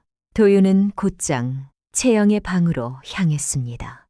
문을 열고 들어서자 채영은 창가에 앉아 있었습니다. 얼굴이 헬쑥하게 야위어 있었지요. 부인 채영이 고개를 돌렸습니다. 도윤은 채영 앞에 무릎을 꿇었습니다. 부인, 무슨 일이요? 성근이 왔다 갔다 하는데 그자가 무슨 짓을 한 것이요? 채영의 눈이 흔들렸습니다. 서방님, 그것은 숨기지 마시오. 나는 부인의 남편이요. 무슨 일이든 함께 감당할 것이요. 채영은 한참을 망설였습니다. 그러다 결국 고개를 떨구었습니다. 죄송합니다, 서방님. 제가 말씀드렸어야 했는데. 채영은 탁자 서랍에서 종이 한 장을 꺼냈습니다. 성근이 두고 간 재산양도 문서였지요. 도윤은 그것을 받아 읽었습니다. 얼굴이 굳어졌습니다. 이것이 무엇이요? 채영은 떨리는 목소리로 말했습니다. 이종 사촌 오라버니가 가져온 것입니다. 여기에 수교를 찍으라고요. 안 그러면 채영의 목소리가 갈라졌습니다. 14년 전 일을 또 당하고 싶지 않겠지 라고 했습니다. 도윤은 이를 악물었습니다. 그자가 감히. 도윤은 벌떡 일어섰습니다. 부인, 걱정 마시오. 내가 이 일을 반드시 해결하겠어. 채영이 도윤의 소매를 잡았습니다. 서방님, 위험합니다. 그자들은 수단과 방법을 가리지 않습니다. 저를 밀어 폐인으로 만든 자들입니다. 도윤은 채영의 손을 잡았습니다. 그래서 더 가만히 있을 수 없소. 부인을 그렇게 만들어 놓고 이제 재산까지 빼앗으려 한다니. 내 눈에 흙이 들어가기 전에는 그런 일 없을 것이오. 도윤은 방을 나섰습니다. 채영은 불안한 마음으로 도윤의 뒷모습을 바라보았습니다. 그날 밤이었습니다. 도윤은 내일 관아에 가서 이 일을 고발할 생각으로 집을 나섰습니다. 우선 복녀의 증언을 정리하고 마을 사람들의 이야기를 모아 증거로 삼을 계획이었지요. 달빛이 희미하게 비추는 밤길을 걷고 있을 때였습니다. 갑자기 어둠 속에서 인기척이 났습니다. 도윤은 걸음을 멈추었습니다. 누구냐? 대답 대신 검은 그림자 셋이 튀어나왔습니다. 도윤은 본능적으로 몸을 피했지만 이미 늦었습니다. 둔탁한 소리와 함께 무언가가 등을 내리쳤습니다. 도윤은 앞으로 쓰러졌습니다. 이놈들 손 못 놓겠느냐. 도윤은 일어서려 했지만 두 번째 타격이 옆구리를 강타했습니다. 숨이 막혔습니다. 바닥에 쓰러진 도윤의 귀에 나직한 목소리가 들려왔습니다. 좋은 말로 할 때 가만히 있지. 빚쟁이 주제에 주인 행세를 하려 들어 성근이었습니다. 도윤은 고개를 들었습니다. 달빛에 비친 성근의 얼굴이 보였습니다. 비열하게 웃고 있었지요. 경고해 두마. 다시 한번 설치면 그때는 목숨을 보장 못한다. 알아들었느냐? 성근은 발로 도윤의 옆구리를 걷어찼습니다. 도윤은 신음을 삼키며 이를 악물었습니다. 성근 일당은 몇 차례 더 도윤을 구타한 후 어둠 속으로 사라졌습니다. 도윤은 바닥에 쓰러진 채 움직일 수가 없었습니다. 온몸이 쑤시고 아팠습니다. 입에서 피맛이 났지요. 얼마나 시간이 지났을까. 멀리서 목소리가 들려왔습니다. 서방님, 서방님. 복녀의 목소리였습니다. 도윤은 힘겹게 손을 들었습니다. 복녀가 달려왔습니다. 복녀가 달려왔습니다. 서방님, 이게 어찌된 일입니까? 여봐라, 사람 살려. 도윤은 복녀의 부축을 받으며 정신을 잃었습니다. 다음 날 아침, 도윤은 방 안에 누워 있었습니다. 온몸에 붕대가 감겨 있었고 옆구리와 등에서 욱신거리는 통증이 느껴졌습니다. 눈을 떠보니 채영이 옆에 앉아 울고 있었습니다. 부인, 도윤의 목소리에 채영이 고개를 들었습니다. 채영의 눈은 퉁퉁 부어 있었습니다. 서방님, 정신이 드셨습니까? 채영은 도윤의 손을 잡고 울음을 터뜨렸습니다. 죄송합니다, 서방님. 제가 진작 말씀드렸어야 했습니다. 제가 숨긴 탓에 서방님이 이렇게 채영의 어깨가 들썩였습니다. 다 제 탓입니다. 제가 겁이 나서 서방님이 다칠까봐 말씀을 못 드렸는데 결국 이렇게 되고 말았습니다.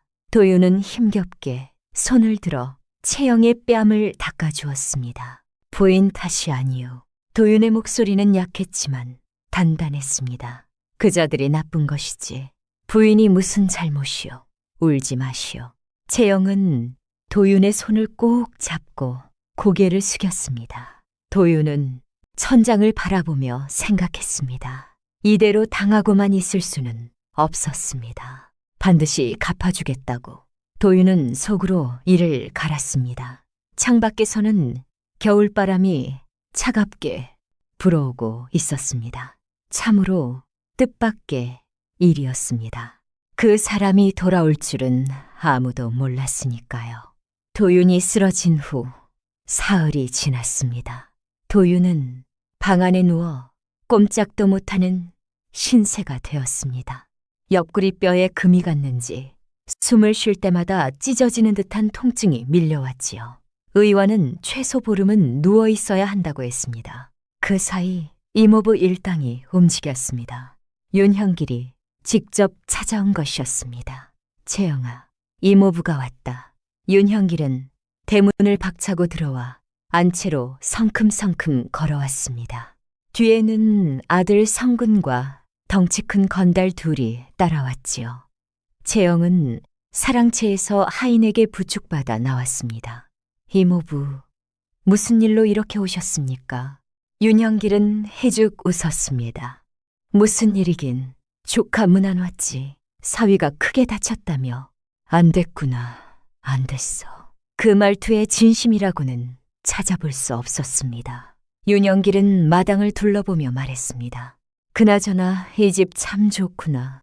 내 처형이 시집와서 살던 집인데 내가 와보기는 14년 만이야.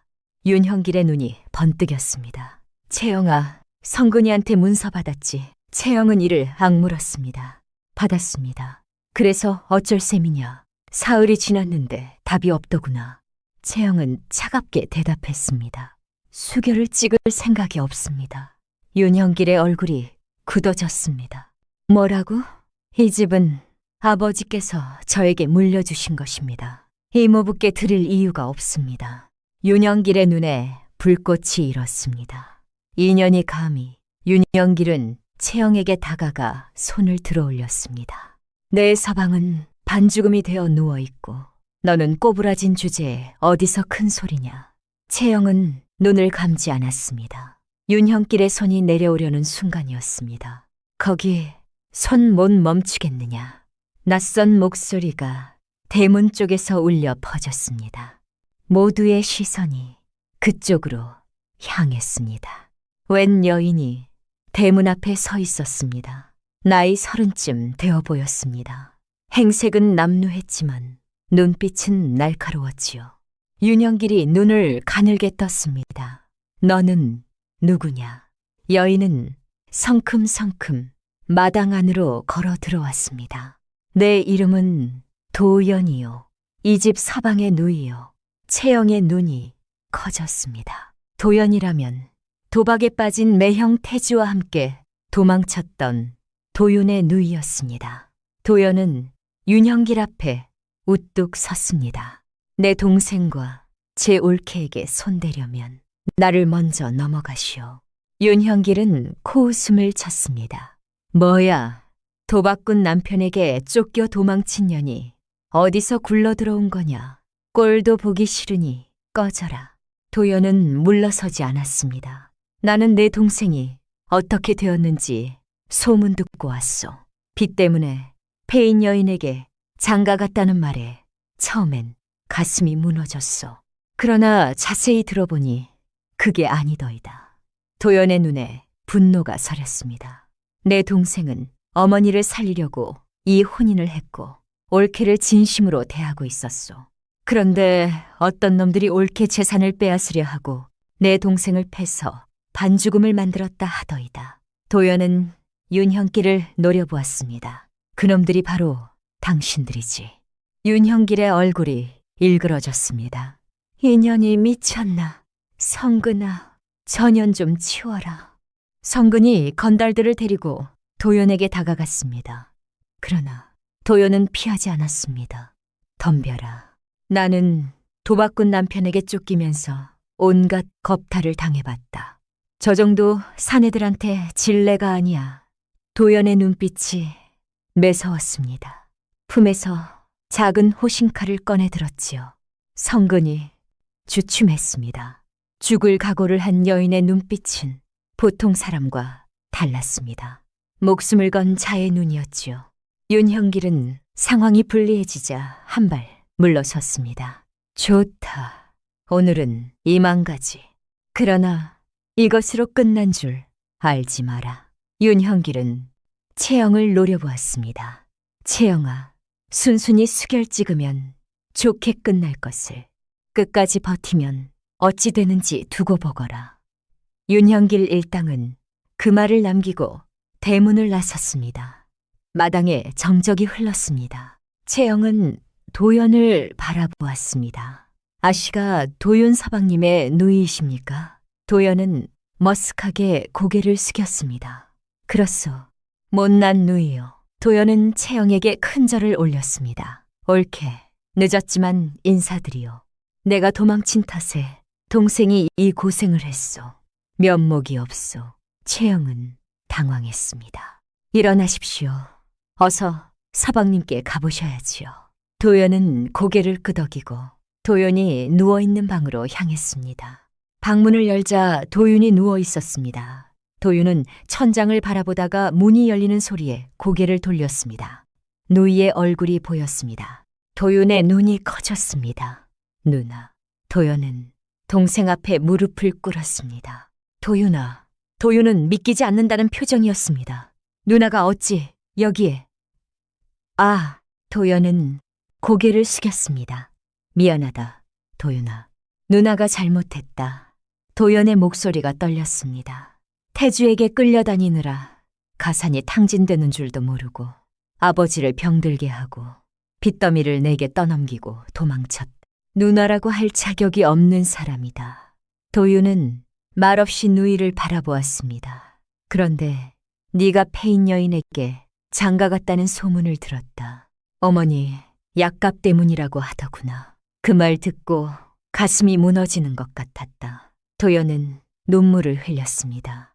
내가 도망치지 않았으면 네가 이런 고생 안 해도 됐을 텐데 내가 다 망쳐놓았다. 도윤은 한참을 말없이 있다가 입을 열었습니다. 누나, 응, 원망했어. 솔직히 말해서 많이 원망했어. 도연은 고개를 끄덕였습니다. 당연하다. 그런데 도연은 힘겹게 손을 들어 노이의 손을 잡았습니다. 지금 와주어서 고맙소. 도연은 고개를 들었습니다. 도연은 희미하게 웃고 있었습니다. 늦었어도 온 것이 안 온 것보다 낫소, 누나. 이제라도 힘을 합칩시다. 도연은 동생의 손을 꽉 쥐었습니다. 그래, 도윤아.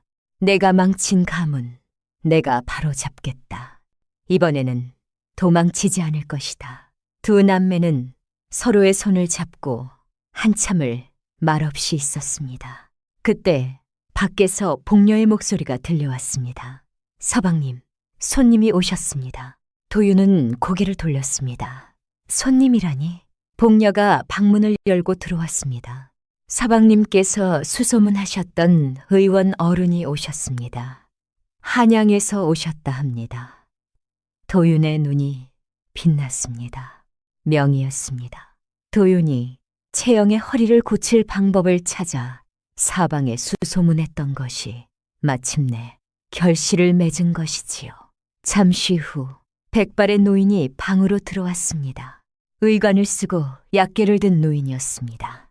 내가 구침의 서노인이요. 허리를 다친 부인이 있다 하여 먼 길을 왔소. 도윤은 반색했습니다. 어르신, 와주셔서 감사합니다. 제 아내를 부탁드립니다.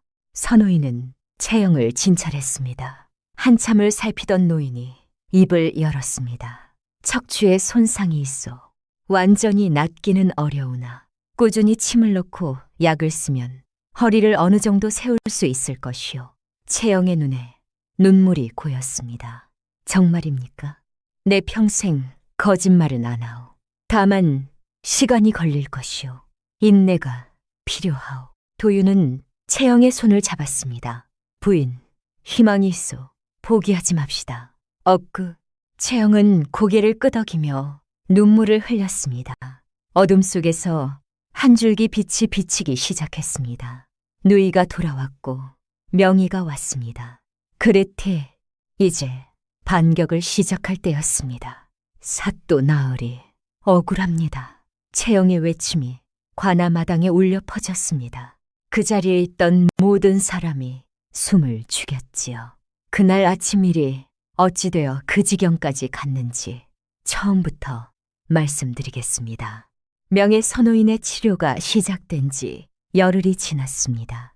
매일 침을 맞고 약을 다려 먹은 덕분에 채영의 허리가 조금씩 펴지기 시작했습니다. 아직 성한 사람처럼 곧게 설 수는 없었지만 지팡이에 의지하면 허리를 반쯤 세울 수 있게 되었지요. 14년 만에 처음으로 하늘을 똑바로 올려다보는 느낌이었습니다. 채영은 눈물을 흘렸습니다. 서방님, 제가 허리를 세우고 있습니다. 도윤도 눈시울이 붉어졌습니다. 부인, 장하오, 정말 장하오. 그러나 기쁨도 잠시.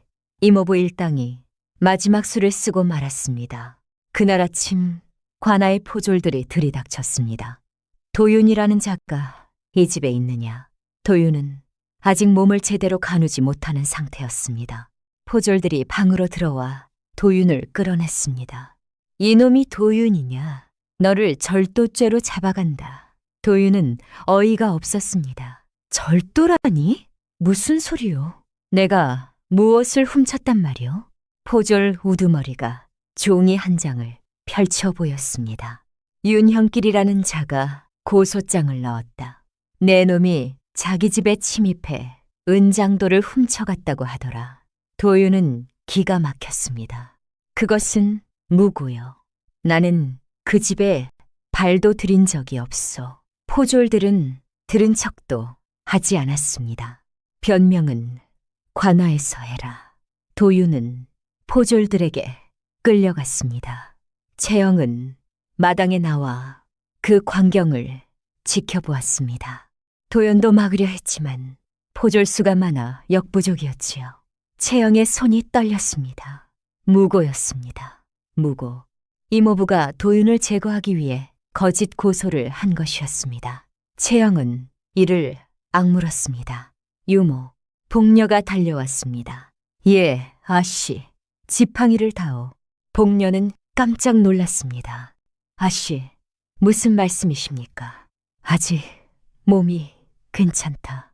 내가 직접 관아에 갈 것이다. 채영의 눈빛은 단호했습니다. 14년을 참았. 이제는 내가 직접 말해야 할 때가 되었다. 도연이 앞으로 나섰습니다. 옳게 내가 함께 가겠소. 복녀도 고개를 숙였습니다. 저도 가겠습니다, 아씨. 그날 일을 제가 증언하겠습니다. 채영은 고개를 끄덕였습니다. 관악까지는 반시진거리였습니다. 채영은 지팡이의 의지에 한 걸음 한 걸음 걸었습니다. 10걸음을 걸으면 쉬고 또 10걸음을 걸으면 쉬었지요. 도연이 부축하려 했지만 채영은 고개를 저었습니다. 괜찮습니다. 제 발로 가고 싶습니다. 땀이 흘러내렸습니다. 허리가 끊어질 듯 아팠습니다. 그러나 채영은 멈추지 않았습니다. 14년간 남에게 업히고 들것에 실려 다니기만 했습니다. 스스로 어디 한번 가본 적이 없었지요. 그러나 오늘만큼은 제 발로 가야 했습니다. 제 입으로 말해야 했습니다. 마침내 관아에 도착했습니다. 관아 마당에는 이미 사람들이 모여 있었습니다. 윤영길과 성근이 원고 자리에 서 있었고 도유는 죄인처럼 무릎을 꿇고 있었습니다. 사또가 막 신문을 시작하려는 참이었습니다. 그때 채영이 관아문을 들어섰습니다. 지팡이를 짚고 절뚝거리며 걸어오는 여인의 모습에 사람들이 웅성거렸습니다. 채영은 마당 한가운데까지 걸어와 사또 앞에 무릎을 꿇었습니다. 사또 나으리 억울합니다. 사또가 눈살을 찌푸렸습니다. 너는 누구냐? 저는 배씨 문중의 딸 채영이옵니다. 저 사람의 아내입니다. 채영은 도윤을 가리켰습니다. 제 남편은 무고를 당한 것입니다. 저 사람들이 거짓 고소를 한 것입니다. 윤형길이 버럭 소리쳤습니다. 이년이 미쳤나? 사또 나으리, 전년의 말을 듣지 마십시오. 사또가 손을 들어 윤형길을 제지했습니다. 조용히 하라. 양쪽 말을 다 들어야 판결을 내리지 않겠느냐. 사또는 채영을 바라보았습니다. 말해보아라. 무고라 함은 무슨 근거냐. 채영은 숨을 깊이 들이쉬었습니다. 사또 나으리, 제가 고발할 것이 있사옵니다. 채영의 목소리가 떨렸지만 또렷했습니다. 14년 전 제가 9살 되던 해 저는 이모네 집에서 다쳤습니다. 뒷산 바위에서 떨어져 허리를 쓰지 못하게 되었지요. 사또가 고개를 끄덕였습니다. 그래서 그것은 사고가 아니었습니다. 채영은 윤형길과 성근을 똑바로 바라보았습니다. 제 이종사촌 오라버니 성근이 저를 밀어 떨어뜨린 것입니다. 그리고 그 배후에는 제 이모부 윤형길이 있었습니다. 관아마당이 술렁이었습니다. 윤형길이 펄쩍 뛰었습니다. 이년이 미친 소리를. 사또 나으리, 저년은 어릴 때 충격받아 정신이 온전치 못한 년입니다. 사또가 윤형길을 노려보았습니다. 내 조용히 하라 하지 않았느냐. 한 번만 더 끼어들면 곤장을 맞을 줄 알아라. 윤형길은 입을 다물었습니다. 사또가 채영에게 물었습니다. 네 말이 사실이라면 증거가 있느냐? 채영은 고개를 끄덕였습니다.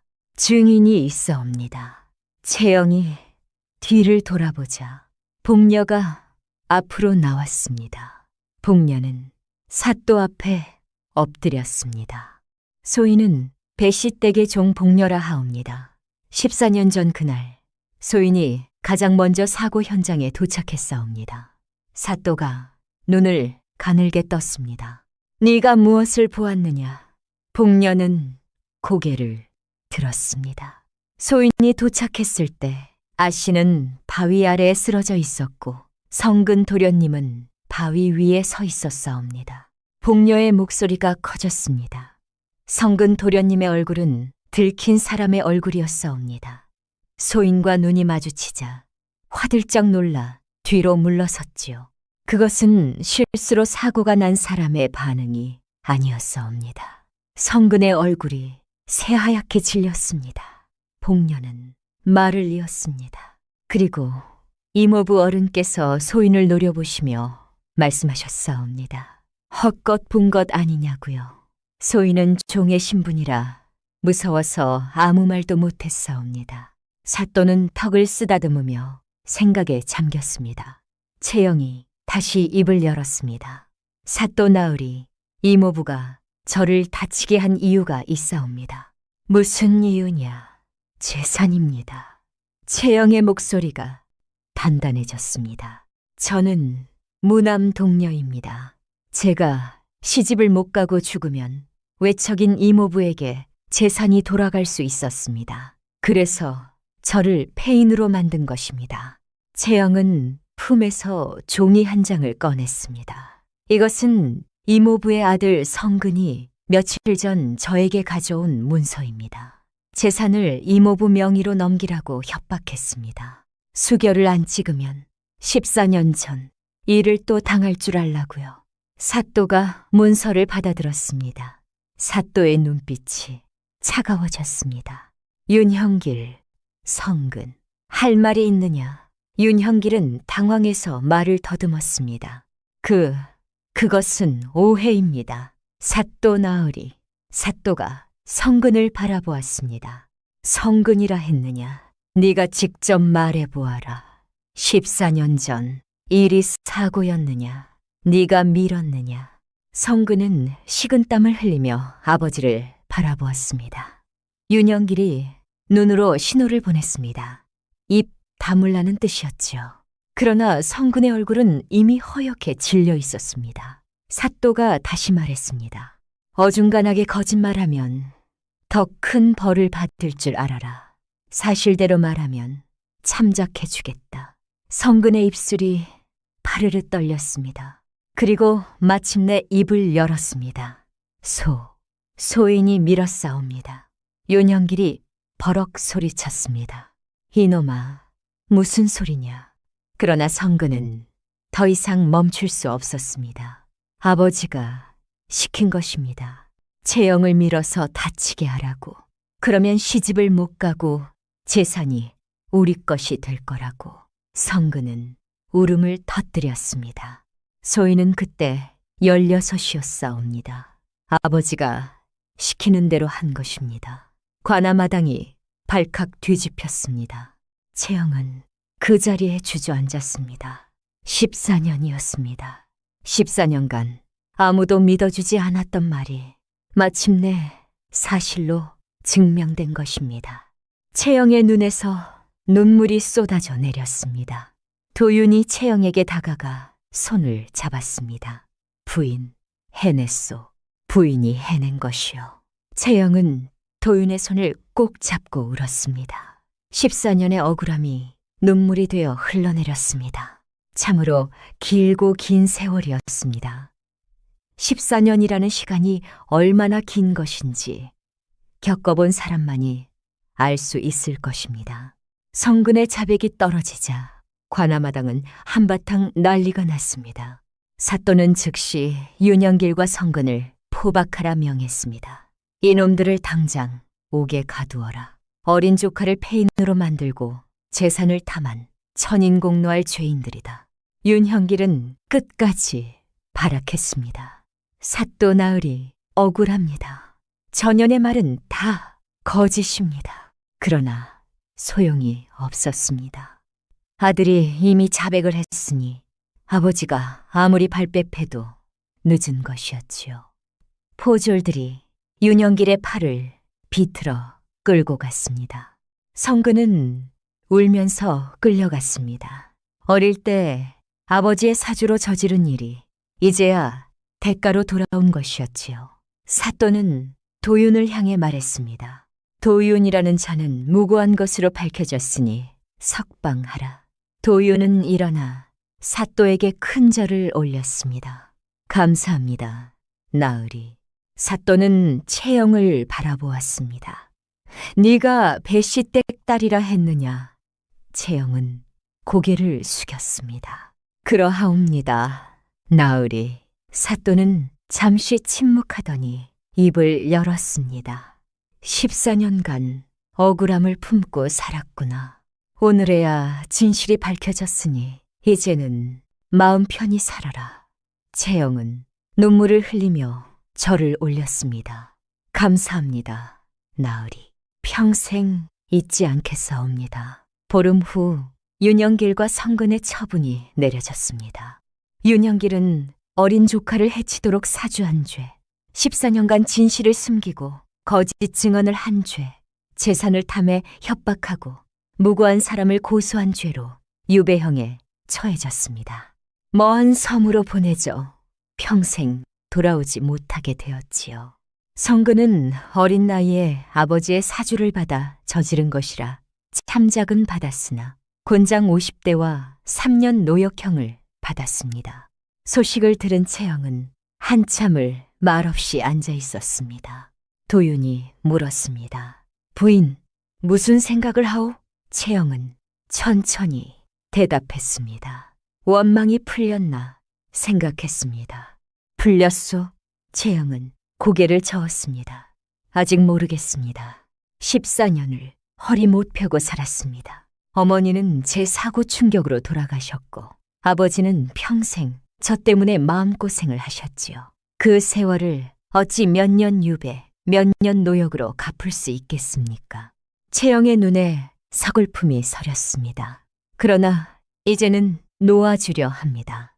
원망을 품고 사는 것은 저만 힘들게 할 뿐이니까요. 저는 이제 앞을 보며 살고 싶습니다. 도윤은 채영의 손을 잡았습니다. 부인, 장하오. 정말 장하오. 채영은 희미하게 웃었습니다. 어느덧 계절이 바뀌어 이른 봄이 되었습니다. 산에는 눈이 녹아 물이 흐르고 들에는 파릇파릇 새싹이 돋아나기 시작했지요. 명예 선호인의 치료는 계속되었습니다.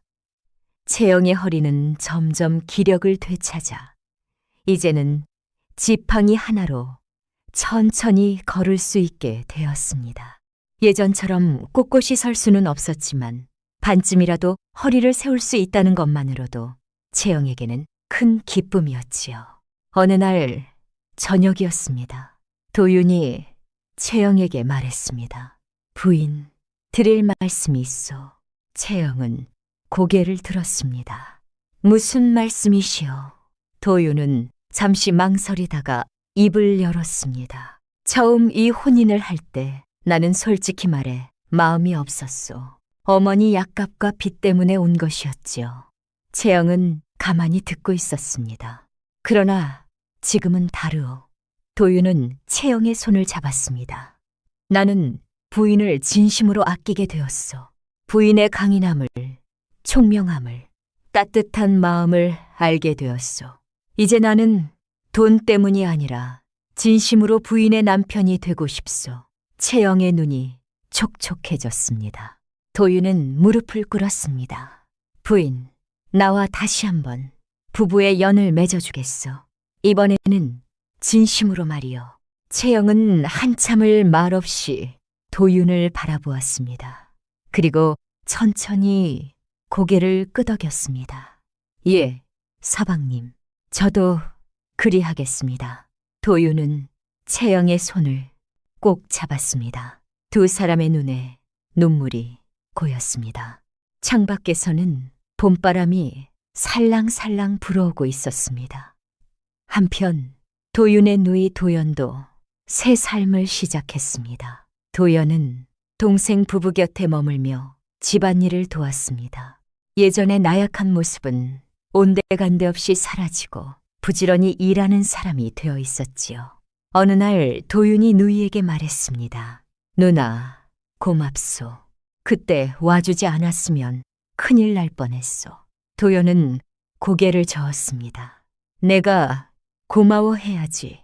네가 용서해 주지 않았으면 나는 평생 죄인으로 살았을 것이다. 도윤은 누이의 어깨를 두드렸습니다. 지난 일은 잊읍시다. 이제 앞으로 잘하면 되는 것이요. 도연은 눈시울을 붉혔습니다. 그래, 도윤아. 누나가 열심히 살게 두고 보아라. 도윤의 어머니도 완전히 건강을 회복했습니다. 어머니는 며느리 채영을 친딸처럼 아꼈습니다. 채영도 시어머니를 친어머니처럼 모셨지요. 채영에게는 어릴 때 엿된 어머니의 빈자리가 있었는데 시어머니가 그 자리를 조금씩 채워주었습니다. 세월이 흘렀습니다. 도윤은 채영 집안의 농사와 장사를 맡아 열심히 일했습니다. 몰락했던 가문은 다시 일어섰고 고을에서 알아주는 넉넉한 집안이 되었지요. 채영은 여전히 허리가 완전히 펴지지는 않았지만 지팡이의 의지에 마당을 거닐 수 있었습니다. 예전처럼 뛰어다닐 수는 없었지만 그것만으로도 충분히 행복했습니다. 무엇보다 채영에게는 자신을 믿어주는 사람이 생겼습니다. 도윤, 시어머니, 누이, 도연, 유모, 복녀. 14년간 홀로였던 채영에게 가족이 생긴 것이었습니다. 어느 봄날 저녁이었습니다. 도윤과 채영은 뒷산 약수터에 올랐습니다. 예전처럼 도윤이 등이자를 진 것이 아니라 이번에는 채영이 지팡이를 짚고 천천히 걸어 올라갔지요. 약수터 바위에 앉아 노을 지는 풍경을 바라보았습니다. 채영이 말했습니다. 서방님, 말씀하시오. 처음 혼례날 저는 죽고 싶었습니다. 폐인인 몸으로 모르는 사람에게 시집 가는 것이 너무 서러웠지요. 도윤은 가만히 듣고 있었습니다. 그런데 지금은 살고 싶습니다. 서방님 곁에서 오래오래 살고 싶습니다. 채영은 도윤을 바라보았습니다. 감사합니다, 서방님. 저를 믿어주셔서, 제 곁에 있어 주셔서. 도윤은 채영의 손을 잡았습니다. 나도 고맙소, 부인. 부인을 만나 비로소 알았소. 진정한 부부란 무엇인지, 사람을 아낀다는 것이 무엇인지. 두 사람은 말없이 노을을 바라보았습니다. 하늘이 붉게 물들고 새들이 보금자리로 돌아가고 있었습니다. 팔려가듯 시작된 혼인이었습니다. 허리를 못 쓰는 신부와 빚더미에 앉은 신랑의 만남이었지요. 그러나 두 사람은 서로에게 가장 큰 복이 되었습니다. 채영은 도윤을 통해 진심으로 믿어주는 사람을 얻었고, 도윤은 채영을 통해 진정한 사랑이 무엇인지 알게 되었습니다. 오늘 이야기가 전하는 교훈은 이러합니다. 세상에는 억울한 일을 당하고도 아무에게도 믿음을 얻지 못하는 사람들이 있습니다. 채영이가 그러했지요. 14년이라는 긴 세월 동안 단 한 사람도 자신의 말을 믿어주지 않았습니다. 그러나 채영은 포기하지 않았습니다. 진실은 반드시 밝혀진다는 믿음을 버리지 않았지요. 그리고 마침내 자신을 믿어주는 사람을 만났습니다. 사람은 누군가 한 사람만 믿어주어도 다시 일어설 힘을 얻는 법입니다. 도윤이 채영에게 그런 사람이 되어주었지요. 팔려가듯 시작된 인연이었으나 두 사람은 서로에게 가장 큰 복이 되었습니다. 세상 일이란 참으로 알 수 없는 것입니다. 처음에는 불행처럼 보이던 일이 나중에는 큰 복이 되기도 하니까요. 그러니 힘든 일이 있더라도 끝까지 포기하지 마시기 바랍니다. 오늘 이야기가 재미있으셨다면 구독과 좋아요 부탁드립니다.